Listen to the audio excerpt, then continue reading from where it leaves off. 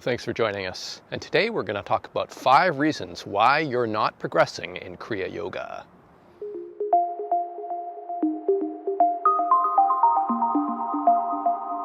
So the first reason why you may have challenges progressing in Kriya Yoga has to do with tamasic Kriya. And tamasic means negative, type of Kriya practice that leads to negative results. And Lahiri Baba, Lahiri Mahashaya, the originator of Kriya Yoga, had a very definite perspective on tamasic Kriya. And in his garland of letters, and these are letters that the master had written to a variety of disciples, he describes tamasic Kriya in this way. He writes, "Many do not practice mantra japa chakra by chakra. When this does not happen, it results in tamasic Kriya, and the fruit of this also is tamasic. Therefore, during pranayama, one must keep attention on the 6 chakras in the spine and practice japa in each of them." And the reason that Lahiri Baba mentioned this is that those who practice Kriya without Om Japa through a spinal breathing pranayama type of technique will get tamasic results, meaning negative results. And so him recommending that Om Japa is incorporated into all Kriya pranayama. And certainly if one learns Kriya in the original way that it was taught by Lahiri Baba, that Om Japa is part of that practice. There have been a variety of different Kriya Yoga lineages that have stripped Om Japa out of the practice, perhaps to simplify it and turn it into a spinal breathing pranayama, but it doesn't have the same clarifying effects on one's consciousness as one is moving through the Kriya pranayama practice. And consequently, it tends to exacerbate existing imbalances.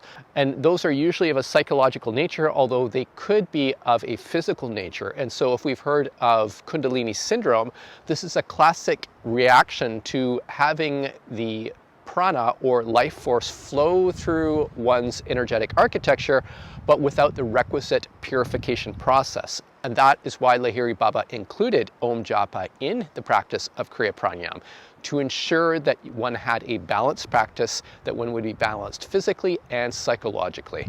So if you're not already doing Om Japa in your Kriya, you've learned it from a source where they've stripped that out, I highly suggest that you go about putting it back in.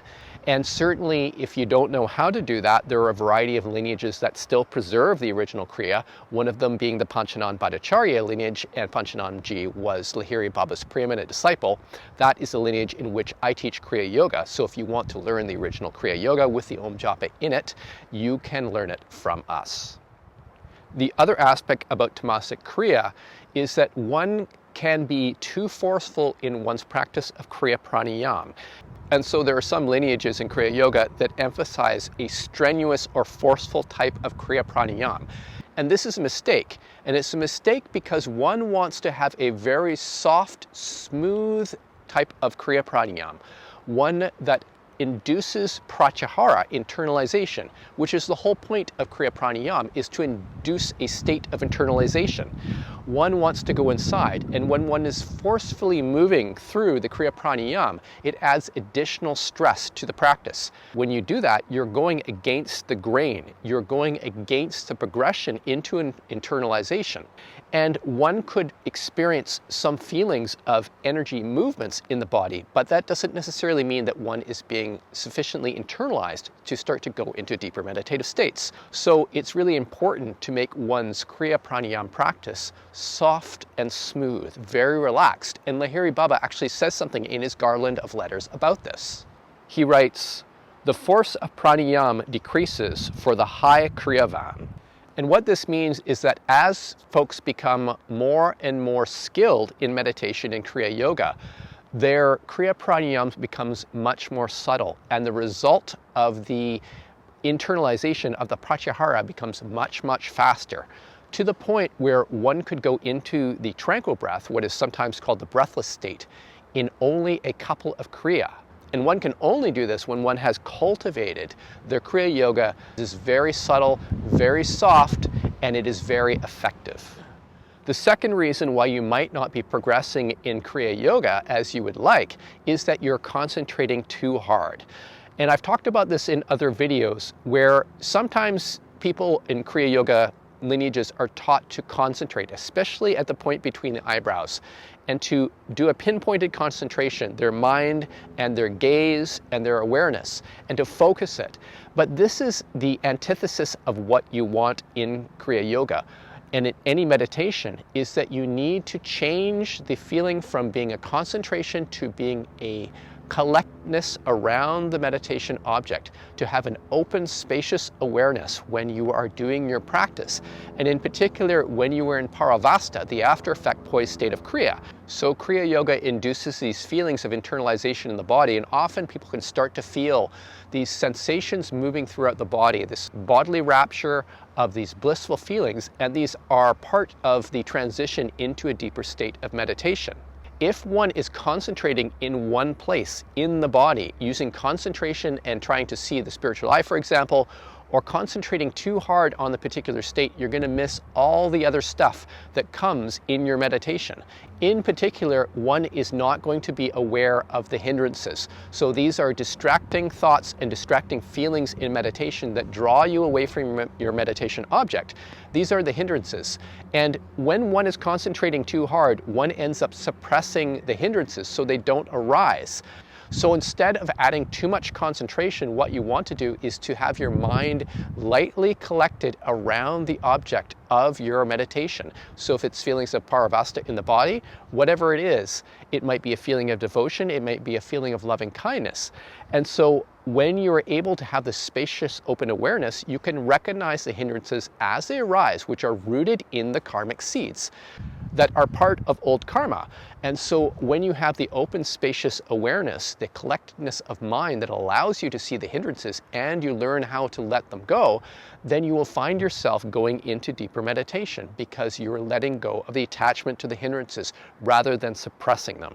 So too much concentration in meditation is not a good thing. You want to have an open, spacious awareness that allows you to see things as they are. The third reason why you might not be progressing in Kriya Yoga is that you're trying to construct the state, trying to construct a particular state of awareness. And when you try and construct a state, really you're meditating on your expectations. And you may have reached a point in your sadhana, in your spiritual practice, where perhaps you were in a very sort of internalized state and you felt intuitively that your consciousness could expand beyond, but you're not able to allow that to happen because you're trying to construct something to happen. In actual fact, you're just meditating on your expectations. You want something to happen, but it won't happen because you're concentrating or meditating on what you want. What you need to do is exactly the reverse, is to learn how to let go. So instead of constructing the state, what we want to do is deconstruct our expectations and our attachments. And we do this through a process of right effort. And this comes from the teachings of the Buddha. And it's basically that we learn how to let go of our expectations. And so sometimes we're not even aware of this. It's sort of at an unconscious level. We really want to have an experience of samadhi, for example. And so we're clinging to that and we don't even know. And we're waiting for something to happen. We're trying to construct the state. We're clinging to what we want, and we need to recognize that we are clinging and then let it go. And so the recognition that we're clinging to our expectations is the arising of mindfulness, where we see that our mind's attention has moved to something, which is the expectation that something is going to happen. We desire that. We are attached to the end result in our meditation. In actual fact, we need to recognize it, we see it with clear mindfulness, and we let it go, releasing tension in body and mind, smile, and return back to the object of our meditation. The other reason why you might not be progressing in Kriya Yoga is that you're prematurely focusing on the kutastha, the point between the eyebrows, the crown, the sahasrara, or the bindu in the back of the head. And there are some Kriya Yoga lineages that focus on those while they are doing Kriya Pranayama. But this is a premature focusing. In a way, it's like using the concentration. Again, you're going to impede yourself from going into deeper meditation. What happens naturally is that when you're doing Kriya Pranayama and you start to get internalized and you start to experience the pratyahara, the internalization, and you start to move towards the tranquil breath and go into dharana, you experience this kind of roll up of consciousness where the awareness starts to move up into the head and crown areas naturally. It happens spontaneously. And then your body, your sense of the body disappears, right? And you get internalized and you start to be drawn into this state of dharana and beyond, into dhyan, absorption, and into samadhi, superconscious awareness. And so this happens naturally. And so one does not need to prematurely focus at the kutastha, at the sahasrara or crown, nor at the bindu. What you want to do is to let go. Your consciousness will be drawn up into the head and crown areas naturally as you are drawn into a deeper state. The fifth reason why you may not be progressing in Kriya Yoga is that you are breaking the precepts.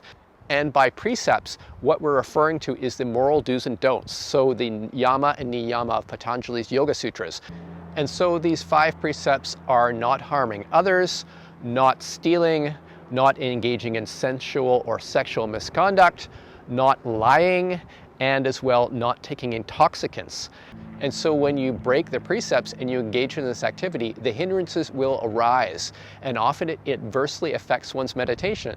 So in meditation and even regular life, one can experience from breaking the precepts things like sensual craving, ill will, restlessness, sloth and torpor, or doubt, and misunderstanding about what is right and what is wrong. So by breaking the precepts, you actually directly, adversely are affecting your meditation and your spiritual practice. So if you have any questions about this video, feel free to send me an email at info@modernkriya.com. Also check our website at modernkriya.com and our YouTube channel. So thanks for joining us, and we will see you next time.